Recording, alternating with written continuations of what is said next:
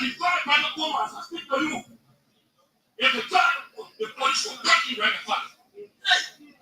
We have to control one point in the police. That's because you get friends in the police. You can break the police into half. Hold on. Excuse me. I don't want the press to carry the message that we have asked the police.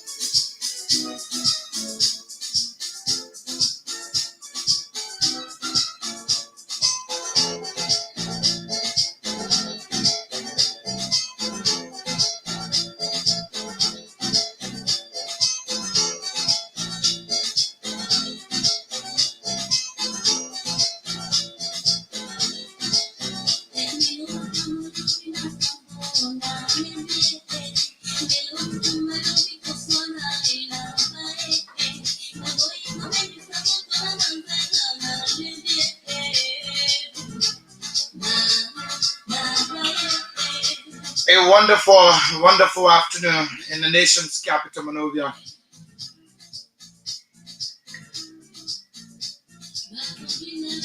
We've come to talk about the issues that matter, the issues that shift the paradigm of our country, Liberia, and the issues that have the temerity, the fortitude and tenacity to driving our country forward, or they could drive our country backward. That is, it could make our country to retrogress. However it is, we are just grateful to God for another day. TGIF, today is Friday. I want to say thank God it's Friday. And it is with great pleasure that we've come to begin and to continue the work that we didn't end yesterday. We continue to stand up for the Liberian people and continue to do the things that they expect us to do.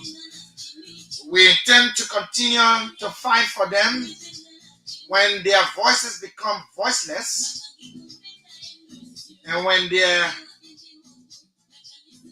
advocacies become void and noid. And that's the time we stand for them. We stand in the gap to talk for the issues that they cannot talk for themselves.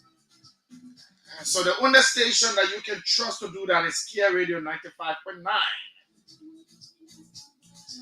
And of course, we are here beaming live from the nation's capital, Monrovia, right here on the UN Drive, opposite the BTC Barrack, adjacent the Raditon Market. We are right here. Welcome, folks. Welcome wherever you are. If you're in District number 1 up to District 17, it is with great pleasure we've come to welcome you to the program inside Liberia on Kia Radio 95.9. My name is Morris Desmond Brown, and of course I am your humble presenter, sitting in a hot seat. I'm going to drive you up until 6 p.m. this evening. So you can tell that we are definitely going to do our best to making sure that Liberia is discussed in totality. And of course, not forgetting those of you who are passers by right on the UN Drive and watching us via our outdoor station. I want to say thank you so much. Our outdoor studio is right there. We have taken the studio from inside and we brought it outside to you. Many thanks to Monique Kishan, the general, who have brought in some innovations. I want to say thank you, sir. It is good to be here, and of course, I'm glad. So join us, those of you on the YouTube, those of you on the social media, you can join us via YouTube. Just put in Kia Network, and we will be live on your screen. And I got a lot of people watching. A lot of people have joined us right here. Thank you so much. Those of you that have taken your time to join us right here, we want to say thank you. We'll recognize few people watching. Please leave your comments. Yeah, somebody saying we need to adjust the audio. And yeah, somebody saying we need to adjust the audio. So, George, you have to come in. Let's look at the audio. And please tell us when it's okay. Let us know.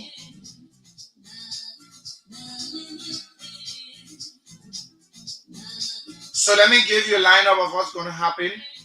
So shortly we'll go around the world, take bits and pieces of news for you. When we come back, we'll talk about the Care Humanitarian Foundation, after which we transition to politics and talk about the rolling issues, trying as much as possible to unpack all of the issues that are happening in Liberia. As you may be aware, the U.S. government have released a statement concerning what is happening up Capitol Hill. We will talk about it as well. We'll read you verbatim what the U.S. government wrote through the embassy. We'll read it and we will do our analysis as well. And we'll give you the time to analyze it as well.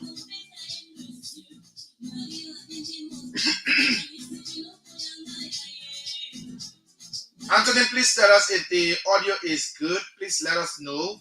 Because he said we should adjust the audio.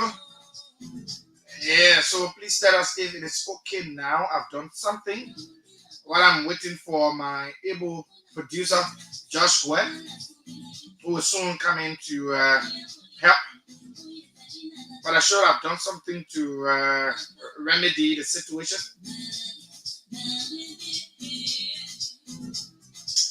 So welcome, and today is the 13th day of the month of December, and the year is 2024. Like I said to you yesterday, if you haven't resoluted this year, you can stay resolute for the coming year 2025 that promises to be a very, very successful and very innovative year for all of us. So yeah, if you're resolute doing this 2024, you have not realized it, and you have not achieved your resolution, trust me, you still have days left. You can do something. Yeah, you can do something. Though it's very, the time is very infinitesimal, very small, but you can do something and you can make your dreams come true. Shortly, we go right here and we bring you bits and pieces of news for you. And that is what we're going to do right here. Let's see. Let's go there.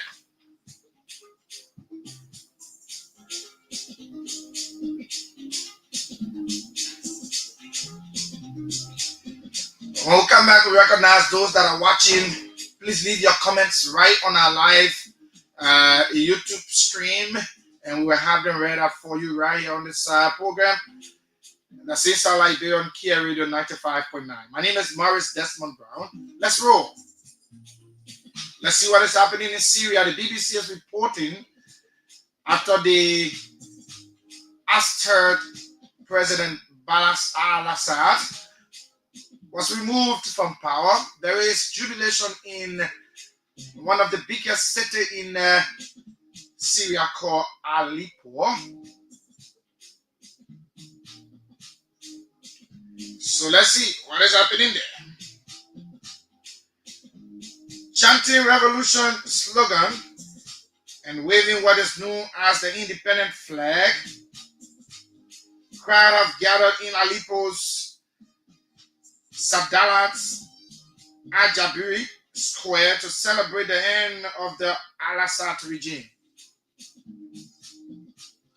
Aleppo witnessed and was ravaged by intense fighting between opposition and government forces during the civil war. Earlier this month, it became the first major city to be captured by Islamic-led rebels.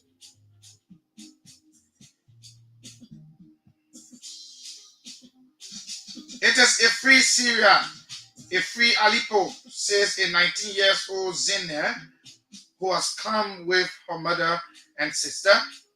Everything will change now. We hope there will be better conditions, more freedom, more development. Her father, she said, was killed 2 years ago in Syria prison, and sad he could not see the moment everyone has been waiting for. I hate al-Assad. He killed the Syrian people dreams. He stole their future.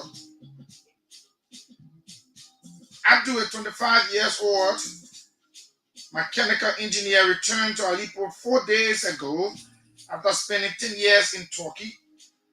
I thought I'd never gonna come back. It is a miracle. I'm proud, he said. I've already forgotten the racism and humiliation I suffered being in a refugee camp.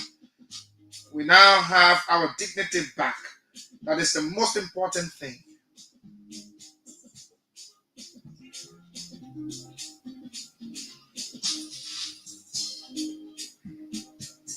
Al-Assad fought, he said, is like being cured from a disease. It is remarkable to her those feelings being shared so freely in a country where opposition was not tolerated. Critics either disappeared or were sent to jail where they were tortured and killed.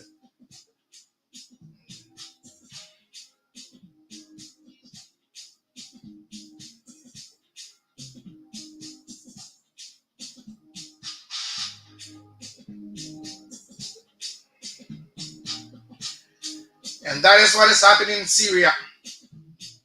A lot of people are jubilating in Syria after Al-Assad was overthrown. Yes, then jubilation.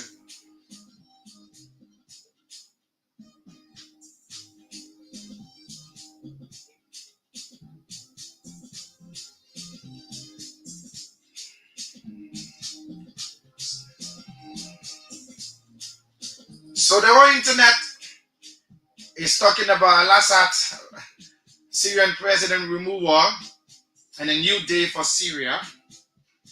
Trying to check brand new, different news for you right here. Let's look at some of the news the BBC is reporting as well.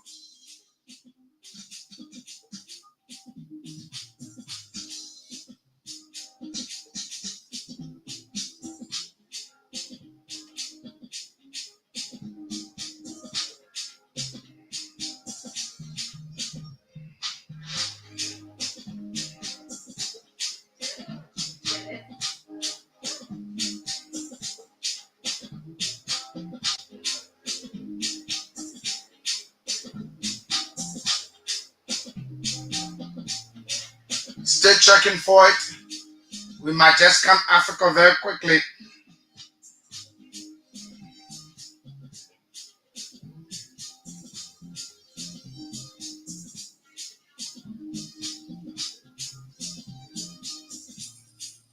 I mean, when you live in a life, live it to the fullest and live it for the people. Because all I see on the internet right now is people jubilating for freedom in Syria because the war actually lasted very long. Yeah. So I see people are so happy for the change that they are seeing now.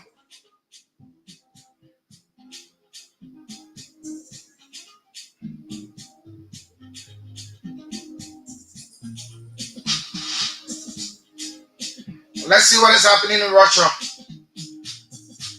The Ukraine and Russia war is one that I pray for to end very soon. One of these days, Russia launches huge attack on Ukraine's energy infrastructure.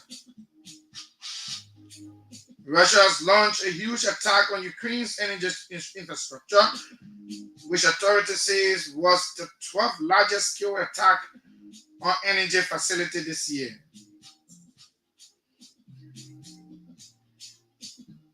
Now, the three missiles and more than 200 drones were used, but 81 of the missiles were shot down, according to Ukraine President Volodymyr Zelensky. The strikes targeted sites in western Ukraine, damaging energy facilities in several regions. Some seriously damaged. Authorities in Aveno said it was the worst attack on the region so far. Moscow said the attack was in response to a Ukraine strike on a military airbus in southwest Russia using US-made missiles.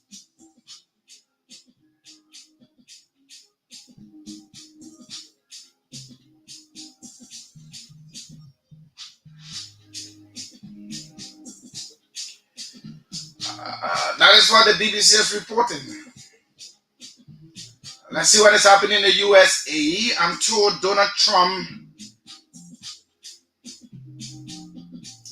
has been named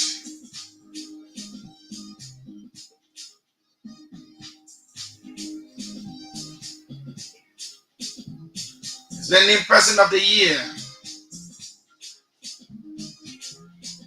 Let's look at what is there for us.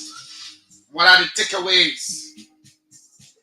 To Mike being named President of the Year, U.S. President-elect Donald Trump said he disagreed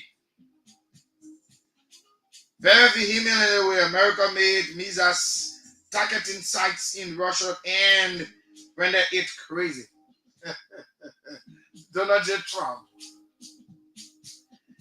We are just escalating this war and making it worse, he said. On Friday, the Kremlin said that Trump's comments were fully aligned with Moscow's position.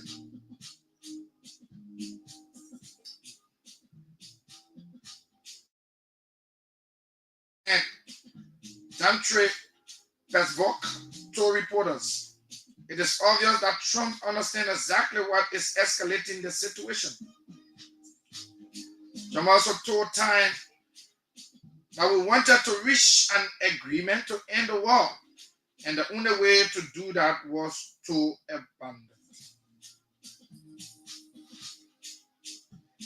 Last month, the U.S. President Joe Biden allowed Ukraine to use U.S.-made attacks missiles to strike targets inside Russia.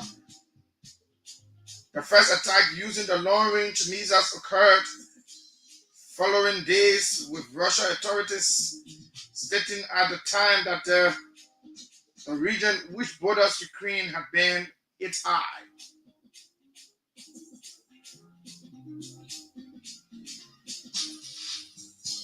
Kyiv has been using attacks missiles since October 2023, but only on Russian-held targets within Ukraine territory. Russians attacking on the coldest day of Ukraine weather so far, with temperature around 6 degrees Celsius. Along with the damage caused in the Avino region, energy and infrastructure facilities were damaged in the Lvivsk and Ternopil region. No critical or resident infrastructure was hit in the Kyiv region, according to Russia governor. 5 out of the country's 9 operating nuclear reactors units have been operating with reduced power.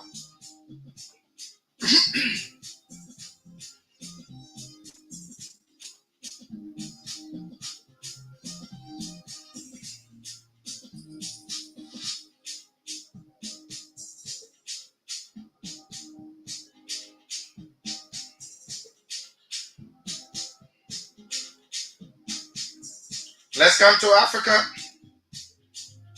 See what is happening in our beloved Africa, the continent that I love so much.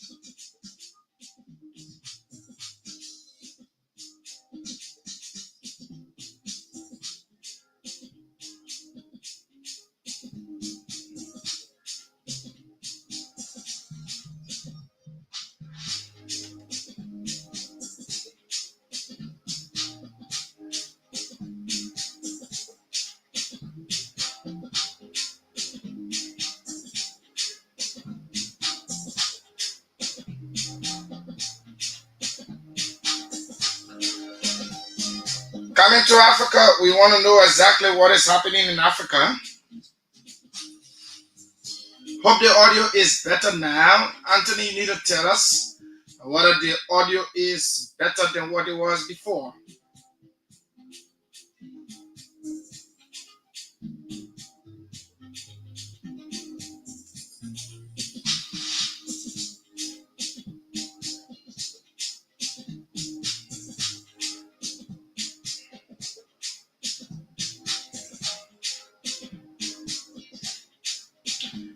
it's good to take economic news from Africa and let's go to Nigeria and take something from there.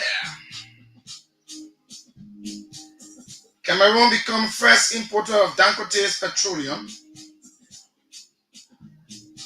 As you'll be aware, Aliko Dangote is one of Africa's richest, if not the richest man in Africa.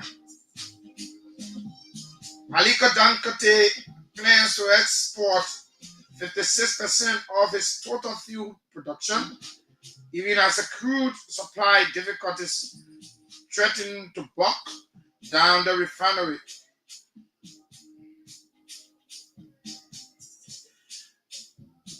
The 650,000 facility begins selling gasoline domestically in September with Nigeria's state-owned oil company as the sole buyer. The Nigeria National Petroleum Company (NNPC) has relied heavily on importers for domestic gasoline supply, but hopes that Dangote's operation will reduce this independence or this dependency syndrome and save the government crucial funds. In October, Dangote and the NNPC began a crude for gasoline swap arrangement within a setting in Naira.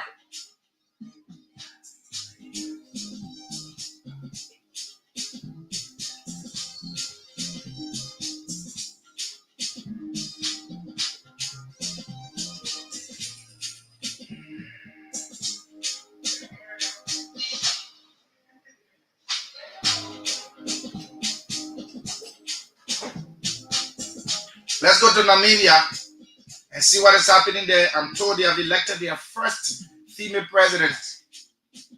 But there is a growing wave of contention. A lot of people that participated in the elections are calling it a fraud, and they've taken to the Supreme Court.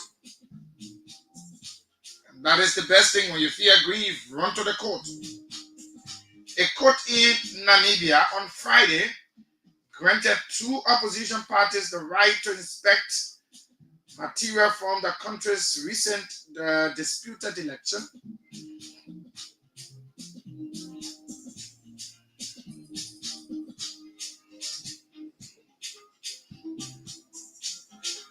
They have claimed that there were irregularities in the presidential and parliamentary polls held on the 27th of November. Namibia's ruling party, Southwest Africa's Party, People's Party, SWAPO, won both the votes, attending its 34 years grip on power. The Independent Patriots for Change were joined by the Landless People movement in the court, there to assess the data. They said they wanted to see it in order to substantiate their allegations and potentially launch a legal challenge against the validity of the elections. Following the ruling on Friday morning, Namibia's electoral court ordered the Electoral Commission to provide the parties with the information by next week. This includes documentations of the number of votes cast and counted at each polling station.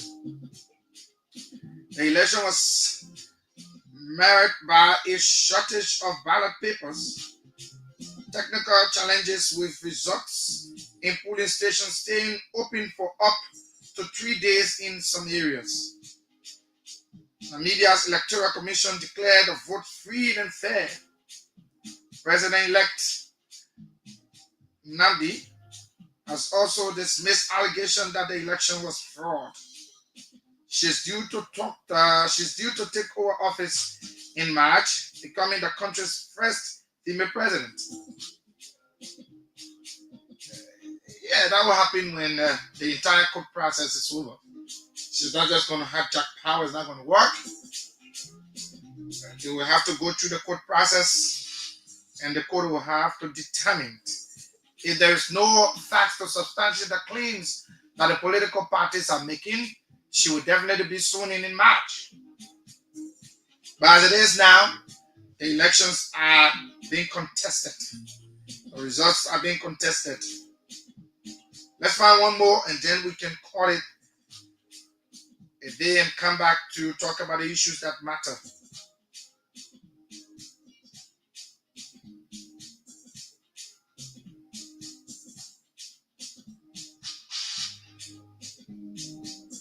I normally love to take it from Sudan or the Democratic Republic of Congo, but I'm not seeing anything on them today.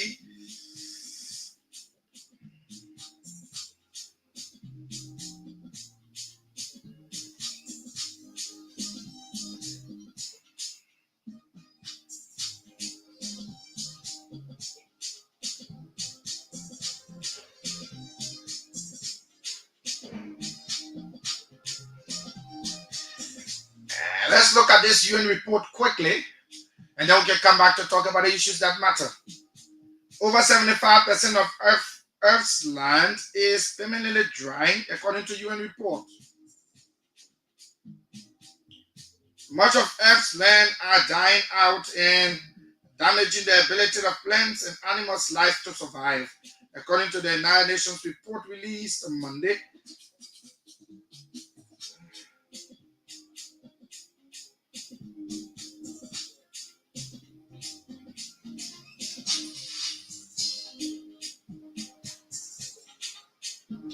The report was released at the United Nations Summit in Riyadh, Saudi Arabia, on combating desertification.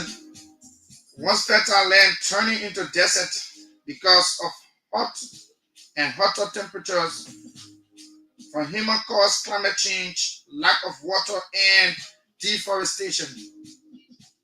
It found that more than 3/4 of the world's land experienced drier conditions from 1970 to 2020 than the previous 30 years period.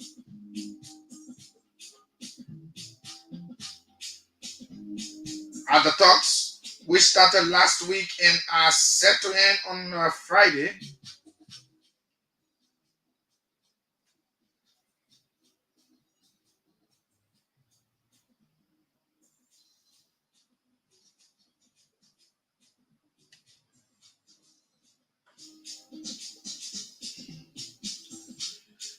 if global warming trends continue, nearly 5 billion people, including in the most of Europe, parts of the western US, Brazil, Eastern Asia, and Central Africa, will be affected by the drying at the end of the century. So again, that is where we stopped, and we come back to talk about the issues that really do matter to our country, Liberia. So let me recognize those that I've seen watching. Let me recognize them. Somebody said they left message. A show is for general, or if it is for me, I've not seen that message in my inbox. If that message is actually intended for me, it is not in my inbox yet. So I need to just say that. But let's recognize few persons that we see watching that have left comments on our live YouTube channel. Anthony W. Gates Sr. says the audio needs to be adjusted. Hope I've done justice to that already. Rosalind Dixie, I'm watching. Rosalind Dixie, great job. Ambassador Moses Soniga says, please check your inbox. I left you a message. I don't know whether it is for me. Conrad Nika says, hello, General. So, General, that message is for you. Yeah, so again, folks, those of you that are watching, you can leave your comments on the live stream. We will have them read out for you. But we want to talk a little bit about the CARE Humanitarian Foundation. And with all certainty, I can say to you that Liberia still depends on humanitarian services. We still need it. And sometimes when you hear me, You hear me say it the way I do. It shows that Liberia needs humanitarian services. Like I said to you yesterday and previous days, humanitarian services could range from different angles. It necessarily don't have to be a war-ravaged country that should benefit from humanitarian services. When people are being neglected and they are left to wander in a country like Liberia, then the reason and the essence for humanitarian services get very vital than what it used to be. Yeah, someone say, but I mean, no war in Liberia anymore. There is peace, everybody enjoying themselves, What do we need humanitarian services for? Humanitarian services do not extend to only rice, oil, and beans. Like I said the other day, humanitarian services is not about oil, rice, and just beans. Humanitarian services goes beyond. It goes beyond. And what is more essential is the fact that we all need to understand why is it that we need humanitarian services, and we can only get humanitarian services from people who are humanitarians.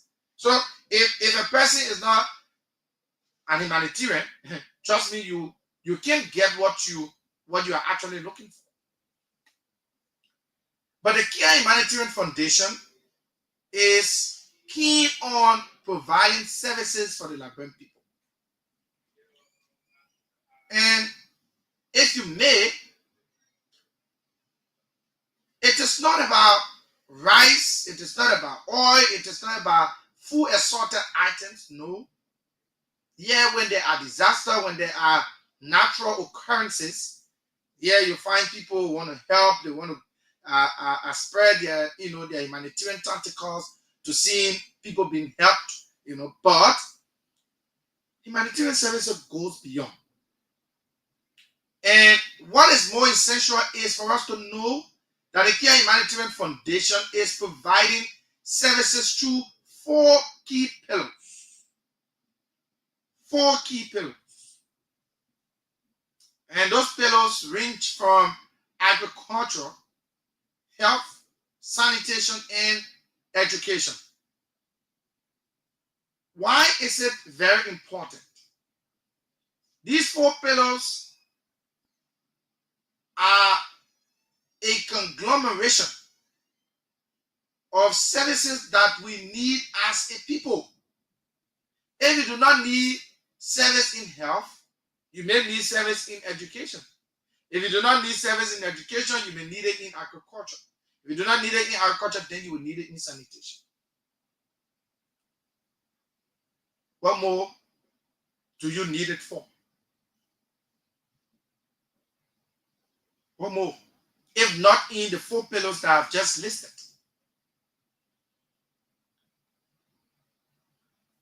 And for humanitarian services to be ingrained on the heart of people, it must make impact. It must be a bunch of impactation. It must be able to impact people and leave an indelible mark on the hearts of those who feel impacted.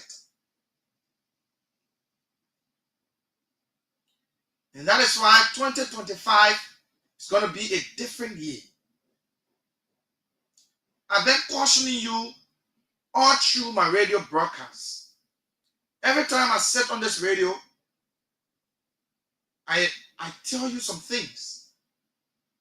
If you are just one who could continue to follow and continue to do what I've commanded you to do, then we are far off by now.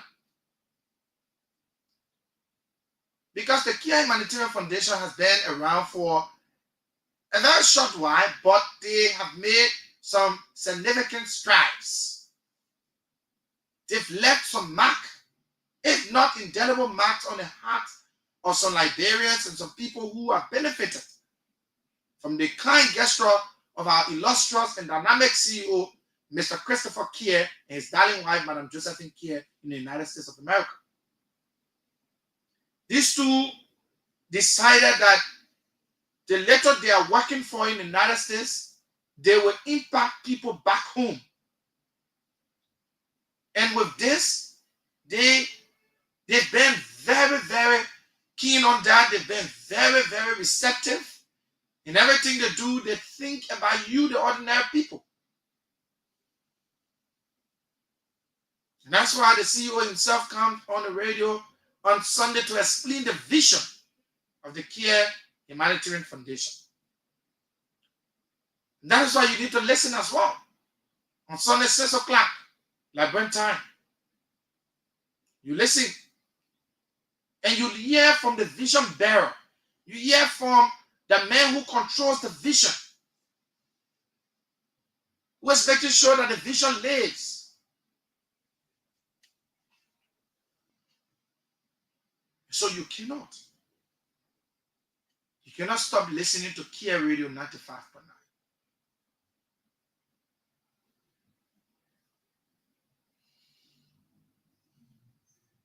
It may not be regularly, but you need to make it regularly though.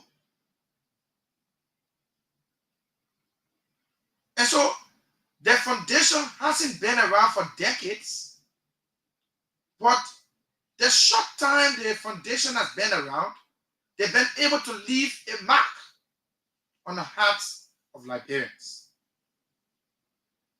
Today, the foundation can boast of a well-renovated and furnished house in the Twefan community in District 16, where there was this viral video, and that word is viral, V-I-R-A-L, and not virus. In Liberia, many of you pronounce it as virus. It is quite wrong, and it should be viral video. So that viral video circulated the internet where a mother of 3 children, house was in a very bad shape. And the shape it was in was terrible, pathetic, and if you may, it was in a deplorable state. Imagine, all my life, when I'm renting, I can contend with anything that the house is confronted with, but not a leaking roof. I cannot continent. I cannot cope with a leaking roof. A house leaking, trust me, you can't have rest. You are restless until the rain stops. If the rain doesn't stop, you are restless until.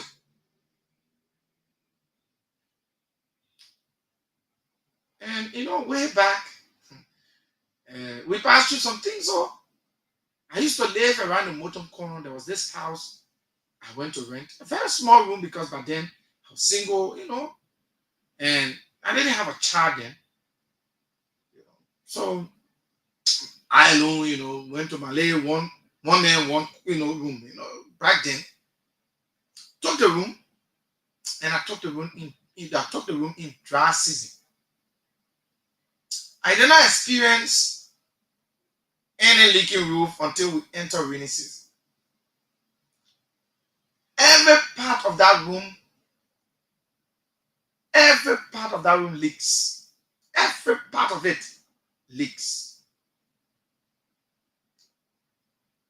I have one small portion of the room that I will squeeze myself. I will squeeze myself in that corner. If the rain will be falling for an hour, I will be in that corner for an hour. If the rain is falling for 2.5 hours, I will be in that corner waiting for the rain to stop. That was the only corner that could not contain raindrops. That whole place was sealed up. It's a small corner. And then I was not obese like this. I was not fat, I was small in the body. And I could just sit in that corner, and I could not bear it. Went through it 2-3 nights, and I had to part ways. So I know what it takes to have a leaking roof on top of your head. I know what it means because I've gone through it. When you want to help someone, like I've always told you, there is sympathy and empathy. You must always empathize with them, with that person. You see the CEO that we have, Mr. Christopher Kier, he doesn't sympathize with people. He empathizes with them. Mr. Christopher Kier doesn't sympathize.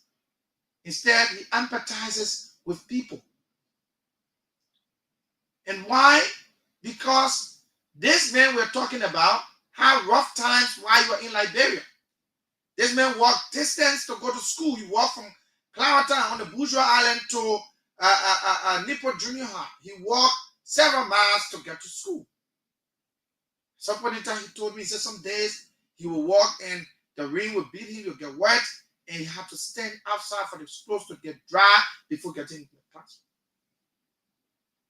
Now, when this kind of person is providing services for you, one who empathizes with you, it shows that person feels your pain. That person knows exactly what you're going through.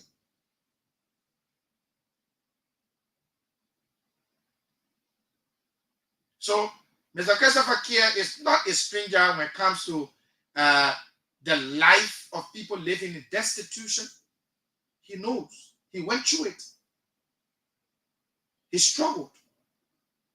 Similarly, his wife, she struggled as well.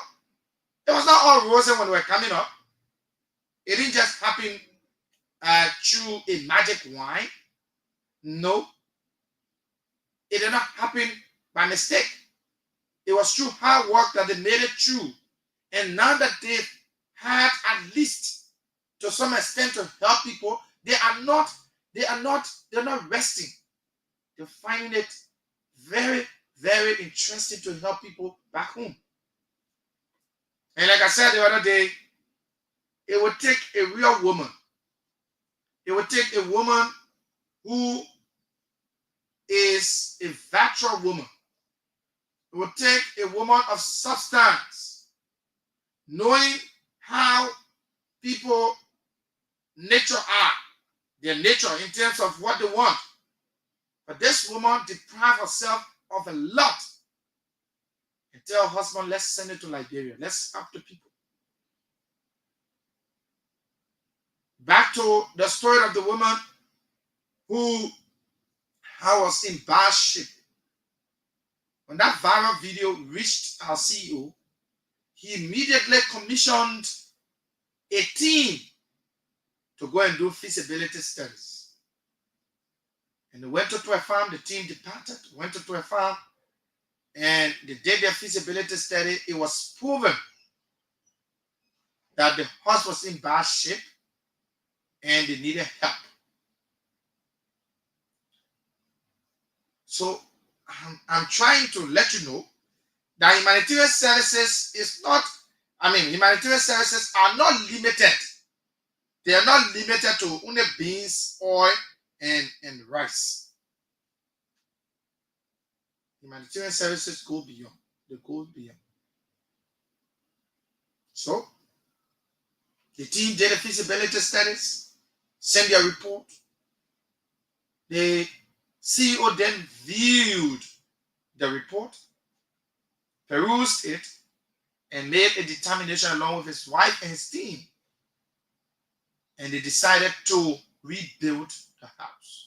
If not renovate, that was almost like rebuilding it.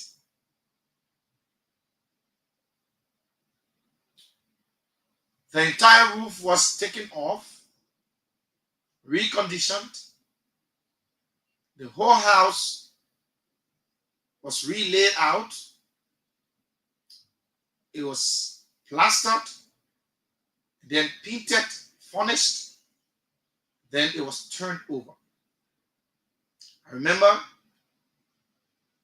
I was the master of ceremony for that program when we were turning the house over to the beneficiaries.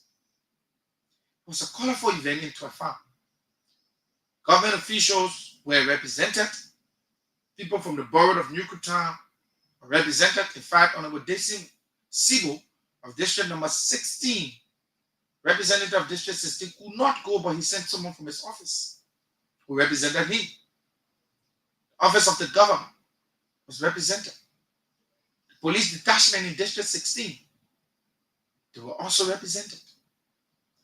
Several community dwellers. And the king would broke bread. We had a very colorful event. Turn the house over to the owners. Today, they are living in dignity. Humanitarian services must dignify one's life. And that is what the CEO and his wife, they are very keen on. And the community people lavish praises on our CEO and his wife for the gesture. It is not common. But you see, the commonest thing that you do is counted by some people. The commonest. That is the most common. That's the superlative degree, commonest. The commonest thing you do, sometimes people tend to count it as a good. And to them, it was nothing. To the CEO and his wife, it was nothing. But in the eyes of people who behold that project, know exactly that it was not just a project, but it was a landmark project. It was a landmark one. And so, we've been able to not just help in July, but then I wasn't employed with the entity, but I saw footages. I saw video footages of people receiving food assorted items from the Care Humanitarian Foundation. They were giving rice, they were giving oil, and in fact, to make it juicy, the CEO said, I cannot give these people rice and oil and not give them full money to cook. Mr. Christopher Kerr, this man is something else.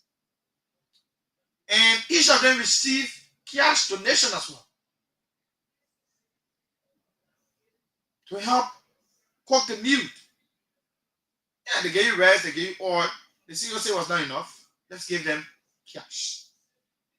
And they were giving cash. When I came, I reviewed those documentaries. I saw them and I said, wow. We didn't stop there. We've been marked in the educational area. We do not have educational scholarship. What we have is educational financial aid or financial support. Because in our own, it's not a scholarship because we do not ask for scholars. We ask for people who are in need. Yeah, it is good to always have scholars who have to score the mark, but for us, we believe that everybody will not be scholars. The same way everybody will not need humanitarian services, everybody will not be scholars. So, in our mind, and in the mind of the CEO, let's look for the most needed, the people who need this aid. Let's put them back to school. Almost 20 of them were vetted, people who cannot and could not support their kids. The kids are sitting home from very good school and private institutions and put them in school, pay their fees. Not just to pay the fees of these people, the foundation also bought copybooks, bought pens, bought bags, bought shoes shoes that they will be using to go to school was bought by the foundation, the Care Humanitarian Foundation. There are a lot of things that the Care Humanitarian Foundation has done. If we sit to talk about them today, we wouldn't leave from here. They are enormous. We're reaching a place where you yourself, you that are listening, those of you that are listening to the radio, could be a blessing. You could be blessed as well. How can some of you be a blessing? How can you be blessed by the foundation? The foundation owns this station. This Care Radio 95.9 is owned by the foundation. That is why we talk foundation issues here. We talk about the Care Humanitarian Foundation, letting you know what the Care Humanitarian Foundation is into. Tell you health, education. I mean, in time to come, maybe when we enter 2025, we'll be talking about the Care Humanitarian Foundation. We'll be giving you some historicity, and then we'll have a few scratch cards here.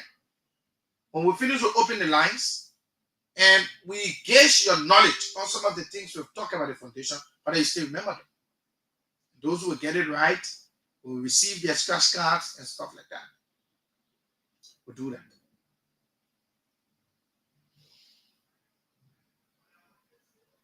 We'll do that. So, it's also good for you to always listen to Care Radio 95.9. Why is it important? The angel is into all the Google things. We will not use other platforms to announce if we are supposed to do something. If we are doing something or we are about to do something in the country, we will use this radio because it is owned and operated by the Care Humanitarian Foundation. We'll use the radio to announce that on tomorrow we need 10 persons. Just for instance, we say tomorrow we need 10 persons to be a part of this training that starts so and so time, so and so time. We're not going to use different platform. We're using our own platform to announce it. So if you're not listening to the radio, then how do you intend to be? How do you intend to be blessed? How do you intend to be a part? That's why I've asked you to not to just be the hearer, to just sit and say, I hear it. But by your calls, if you take 2 minutes, 3 minutes, 1 minute of your time to call on the radio, at least every day on most of the shows, you are recorded. And when this opportunity comes, we look out for you. I've said this over and over and again. I know why I've been able to say it every day, because I want you to know that everything we say here, we mean it. If we're looking out to help people, I mean, some of you who call on the radio too, you need help. Everything is not rosy. So we'll not be looking elsewhere when we have people we're supposed to help, because you are our family. We regard you as our family. But you need to show us that you are our family too. The way we know is when you participate on our shows. We're having shows and a lot of people listening, and sometimes you get 2 calls, 3 calls. It's not it. We need to know how many of you out there are glued to Care Radio 95.9. How many of you? That shows confidence. What it does is that it boosts confidence. Now, you love us and you are standing tall for us. And in return, we can look out for you when there are opportunities. We will definitely prioritize you.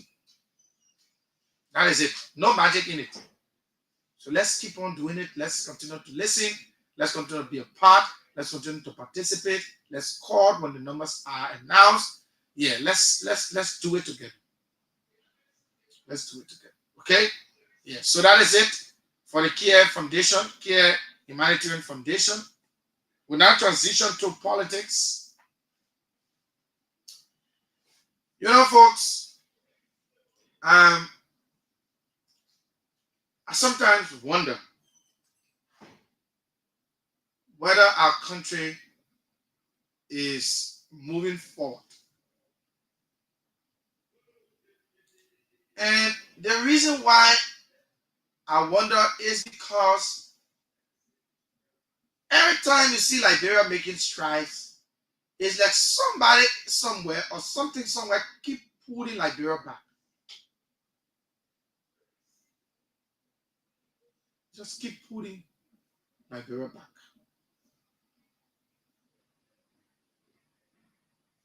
Keep pulling Liberia back. But in all of this, unity is the hallmark. Unity is the hallmark. We need to unite. I will talk about unity small, and then I'll talk about something that is happening in the country, and then we'll move on to other issues. Unity matters in everything we do. You know, forget about your political affiliation, forget about you being a party zealous, forget about being a party discipline or a party mandate or a party person, whether from the CDC, the Unity Party, or the ANC. Unity is the hallmark. For every country that is making strides now, it means the citizens in that country are united. Look at Rwanda. They went through a brutal. I was just looking at some documentary just now at the office. I mean, right here when before coming to the studio, I was just sitting and watching the television. I was looking at what happened in Rwanda years back. It was very terrible. But today, see the country. They've sufficed with all of what they've gone through, with all of what they've been able to go through as a country. They fought war, they killed tribes, another tribe killing another tribe. They fought brutally. They killed senselessly. Today, what they've put ahead is unity. Why isn't Liberia fighting and Liberians fighting for unity? Instead, the country gets entrenched disconfigured. The country gets entrenched disunited. And at the end of the day, our country continues to slip back. Unity plays a vital role in getting a country back on its footing. Unity plays a major role to get a country where that country is supposed to go. If the country is not united, trust me, you can build skyscrapers, you can build the condominiums you want to build. At the end of the day, the essence of the disunity that have existed will allow those things to crumble. They will come down.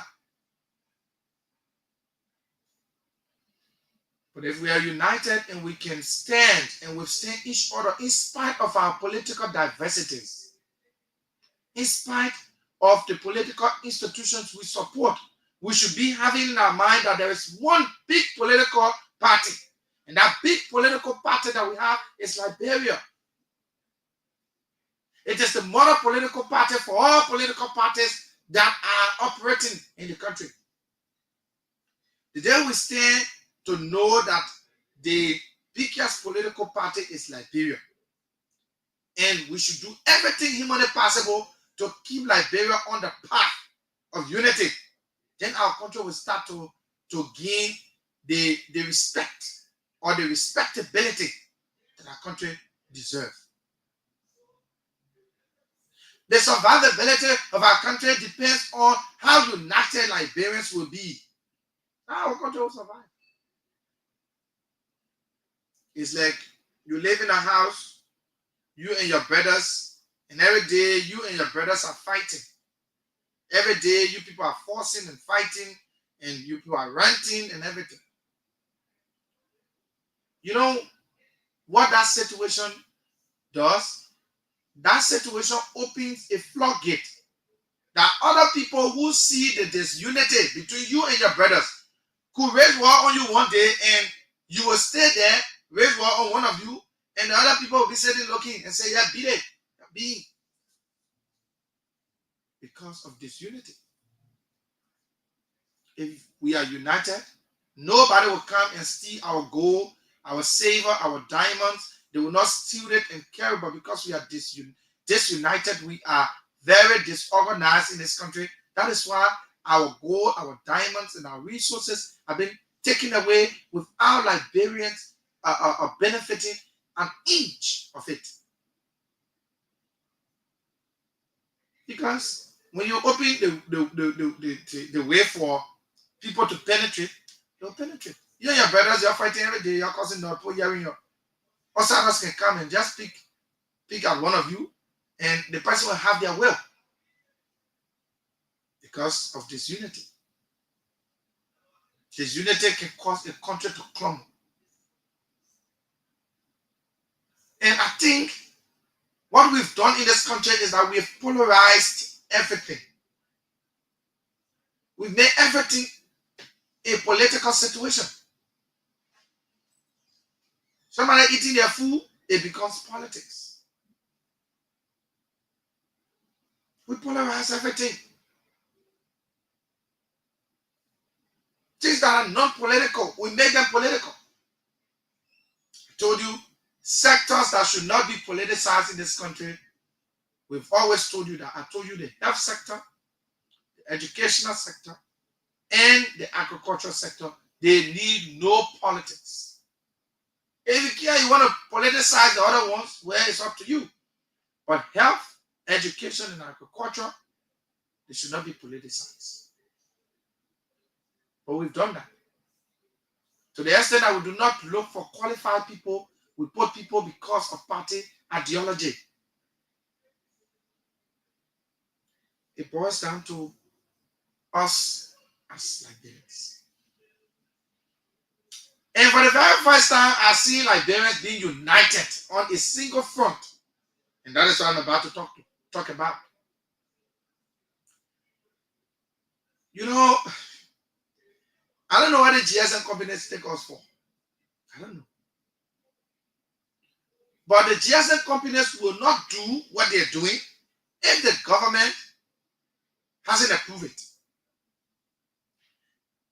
The GSM company operates in consultation.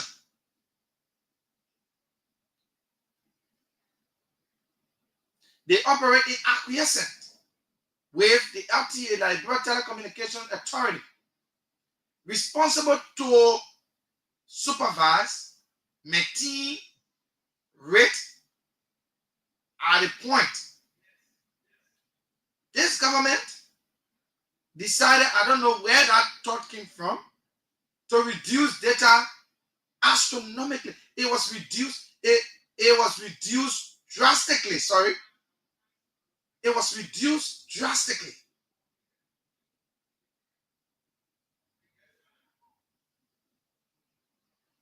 The same way the CDC administration was there and 3 days was eradicated, it was removed. That is the same thing. The other people come, they won't move data. They won't reduce the data to the extent that when you put data in your phone, you get less than 5 minutes, 10 minutes, 15 minutes, your data gone. People started complaining in recent time that their data was being taken away like when you're drinking pepper soup. And people started writing on Facebook, everybody writing on Facebook, everybody writing. This is the singular thing that I've seen Liberians unite for. People from the ruling party all were writing on Facebook complaining. People from the ruling party were complaining that their data was being stolen. People from the CDC were complaining that data had been stolen. That the charges for data has increased and the amount given for data has reduced. So prices increased, but the services dropped. Imagine. You pay more for data and you get less data. That's what I'm trying to talk about. That's what I'm telling you. You pay more for data and receive less. And for the very first time, Liberians united for them to talk about this. And it has forced the government to go back in her closet. So what we see, I don't know what other try and error the government was doing, But if the government was doing trial and error, it did not really work. Because everybody complained. Myself realized that I put data on my phone, and the data went like when you drinking pepper soup.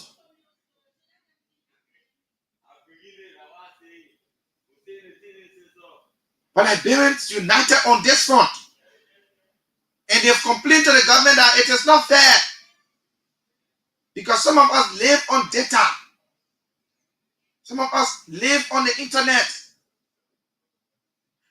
What I see today, the respect that Liberians got for the internet, I don't know whether other countries in Africa got that same respect. For all we have respect for it, but the Nigerians are making more money from it than we are making. But a typical Liberian girl and a Liberian man or boy would rather have data in their phone than to buy credits. And they say we want to pay for airtime, what we can call, no. Prefer to have data. In fact, in Liberia, there's a common saying, data is life. That is what people say. Data is life. That is the common saying. It has become a slogan in Liberia, data is life. So when you do not have data, listen, myself sometimes go through it. You know, sometimes when you have too many things on your mind, you go to bed. Sometimes you don't have that rest, that real rest you're supposed to have. In the middle of the night, sometimes around about 2, 1 o'clock, you just have sleep cutting from your eyes and your eyes open. What the next thing you're going to do? Take your phone. You go on the social media, checking things, getting communication with people, or you are on the internet searching for information, like some of us go on the internet needed for information search. We go there to check, different websites, check different, things. Today, they have reduced minutes. Have you observed it? Minutes have been reduced. The 5 minutes that were given before, I don't think is in existence anymore. I think I have reduced to 2. The sellers of data or mini, they reduce drastically. Do you see those boys that used to sell the data, buy your data, only mini data, or every loose mini, loose? Have you seen them in the streets? Have you really seen them like you used to see before? Before you used to get jail for those boys. The moment you talk about I want credit, you see them. They're around. Today, to see them is difficult because the means have been reduced. And it was a livelihood for a lot of young people. It was a means of survivability for a lot of young people. The government cut down a minute. It was a means of job provision. A lot of people were surviving on that selling of the minute and data. That is what they used to feed their families.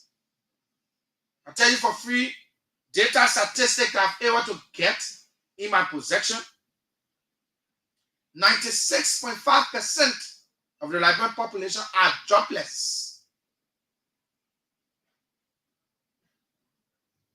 96.5% of Liberians are jobless.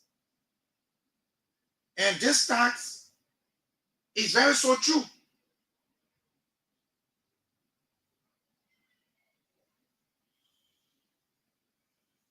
Unemployment in Liberia is 96.5%.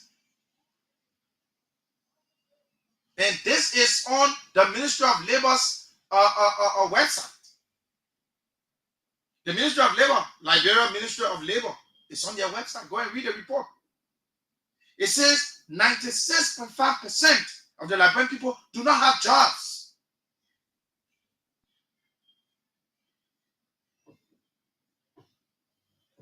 We do not have jobs. But the people are out here who sit at the table to cut the card. One man generator makes around 3,000 plus US dollars a generator. Just Patrick Horner's generator make around 3,000 plus US dollars. But Liberians are without jobs.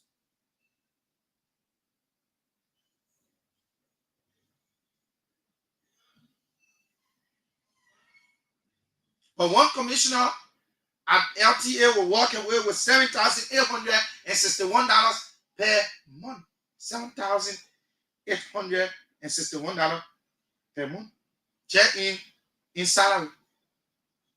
In transportation, the LTA commissioner gets around $1,572.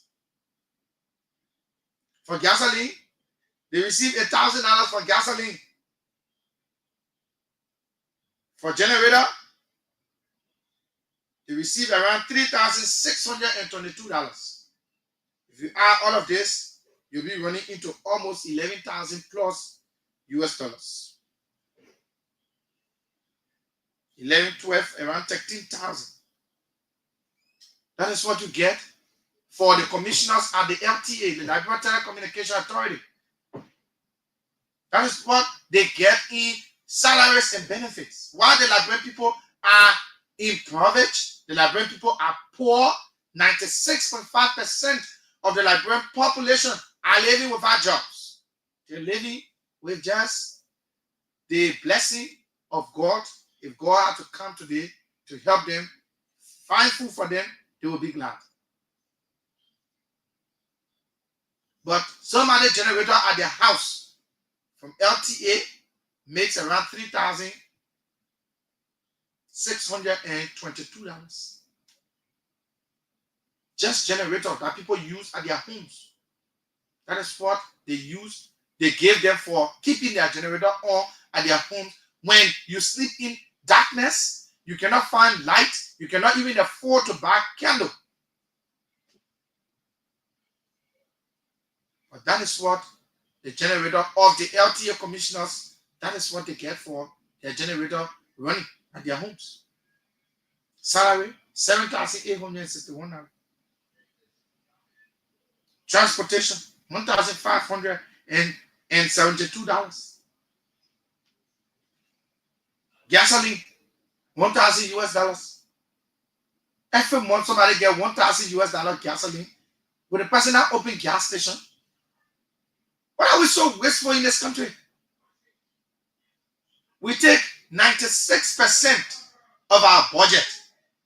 96% of our budget goes behind recurring expenditure, buying gas, buying fuel, buying scratch card, paying salaries. That is what we do with our budget. The rest of it, the 4%, we dump it in development according to us. That development that we say we're doing is tokenistic. It's a drop in the ocean. It's a drop in the ocean. How can you take 96% of your budget and everything in the budget, 96% of it, that to go pay salary, that to go pay for scratch card, to go pay for cars, you pay for everything for the people. Only 4% of our budget is used for development. 4%. If you take 96% and just use some recurring expenditure, goods and services, just bad things. While the actual Liberians, those who are supposed to eat the fruit of their labor, who's supposed to eat from the country, who's supposed to sit down at the table and have 2 square meals a day at least, they cannot find it. But you got LTO commissioners making thousands of US dollars at the expense of the poor people. At the expense of the poor people. But we are here and behaving as if everything is okay. Everything in this country is not okay.